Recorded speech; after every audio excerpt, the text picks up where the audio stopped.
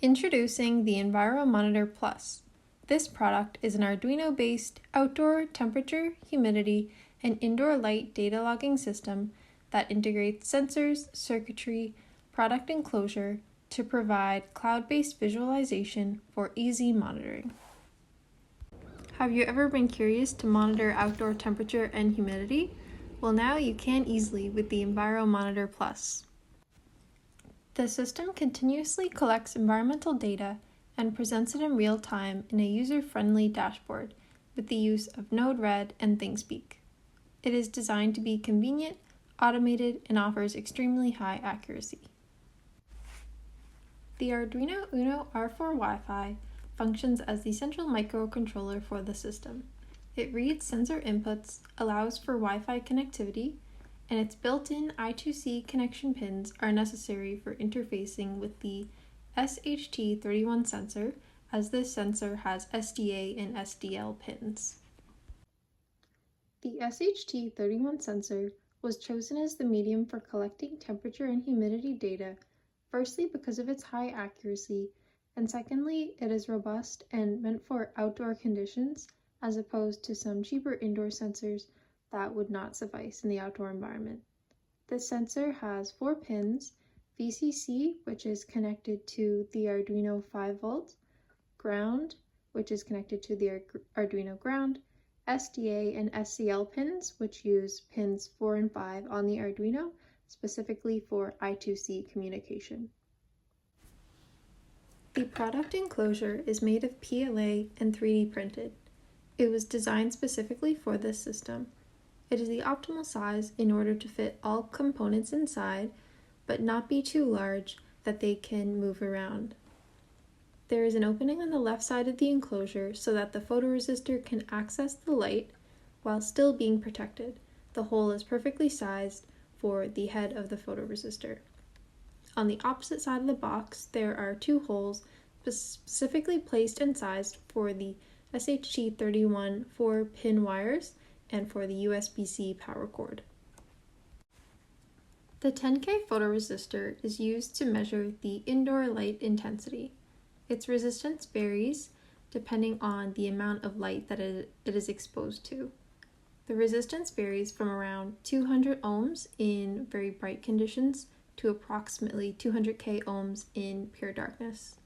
The implemented voltage divider circuit with a 10K resistor converts this varying resistance into a measurable voltage at that node, and the Arduino can read from the analog pin.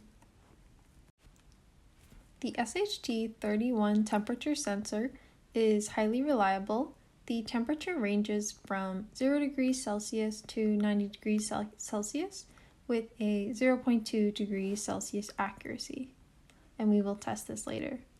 The humidity capability of this sensor ranges from 20% relative humidity to 80% relative humidity. The photoresistor range is from 0 to 1000 lux. The default reading interval for the system comes at 2 minutes, but this can be customized to the client's preferences.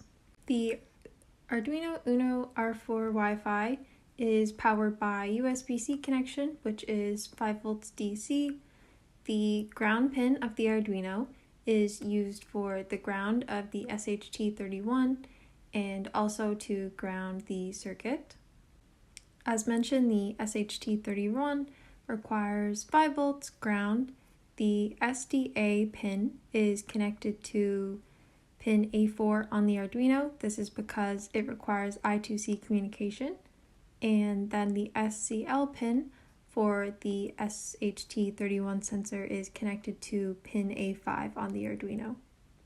Either end of the photoresistor LDR is connected to the power rail of the circuit board and an analog input on the Arduino. Here is a quick visual reference of the voltage dividers and small circuits that I am referencing in this video. This here is what is implemented on the breadboard. My Arduino code is uploaded and running. The Arduino code serves the purposes in this project of setting up the Wi-Fi connection allowing for communication with ThingSpeak and initiating sensor reading. Here is the ThingSpeak channel created to implement this product. By including the ThingSpeak Write API key in my Arduino code, along with the Wi-Fi network information, the Arduino sends the information to the ThingSpeak platform. On ThingSpeak, graphs are automatically generated, which visualize the data. However, in this project, we are building a customized dashboard using Node Red. ThingSpeak stores the data from the Arduino in a channel and can process and analyze this data. This is very useful. This is my Node Red flow. First, to start up Node Red, I open my Mac terminal and enter the Node Red command, and then follow the link that Node Red is operating at. In Node Red, blocks are assembled to achieve the desired result.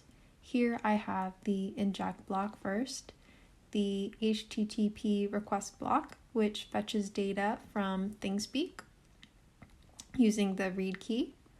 Next, we have the JSON block, which converts the data type, and then the function block, which configures the output. I have it specified that there are 3 different variables, and within each of these 3 variable blocks, the units can be specified and the scale can be finely tuned. Now that all of the information has been covered, it is time to perform several test cases to show a fully functioning system. The first test case will be indoors. In a bright room, this will mainly confirm accuracy of temperature and fairly bright light level. Following this, I will shine a flashlight on the photoresistor, and the light should increase further. Then lastly, for the first test case, I will completely cover the photoresistor, and the light should decrease significantly. After this, we will go outdoors on a cold, bright day. The goal of this test is mainly to confirm that the temperature decreases significantly and is very close to the actual forecasted temperature outdoors. Lastly, I will boil the kettle and hold the SHT31 sensor above it. In this test, we want to see the temperature raise significantly higher than in any test case previously, and we must see the humidity increase significantly. Here is the setup for the first test, and you can get an idea for the amount of light that the SHT31 is exposed to. It is 19.5 degrees Celsius approximately in the room right now, and this gives us a good reference to test against. The wall thermostat is not perfect, and the SHT31 sensor is near the radiator, so it is measuring slightly higher. However, this does confirm for us that the temperature is working properly. The light intensity is 830 lux, which is as we would expect, as it is placed next to the window and it is a bright day outside. The second portion of the first test case is successful, as the temperature and humidity stayed relatively the same and the light intensity increased from 800 to approximately 900, although it was already bright when I shone the flashlight on the photoresistor, the light intensity increased further. To conclude the first set of test case, I have completely covered the photoresistor, and here are the results.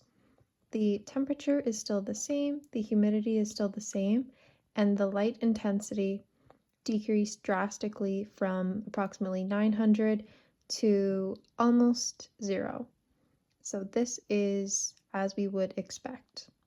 Light intensity is working properly. As mentioned previously, the second test case is for a cold, bright day, and right now I am showing the conditions for the case. Here are the results. This is successful as the temperature decreased significantly to 3.5 degrees, and it is 3 degrees outside right now, so this is very accurate. The light intensity is almost at full. which aligns with the conditions as it is a bright day outside, and the humidity increased.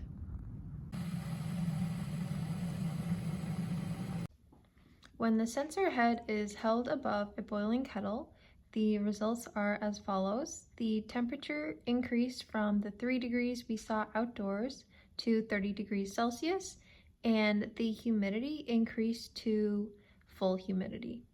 This is as we would expect, and it is showing that the temperature and humidity functionality is working properly. The EnviroMonitor Plus continues to prove accurate and reliable for your outdoor temperature, humidity, and indoor light intensity monitoring needs. Make your life easier with the automated, user-friendly live dashboard. Join our satisfied customers.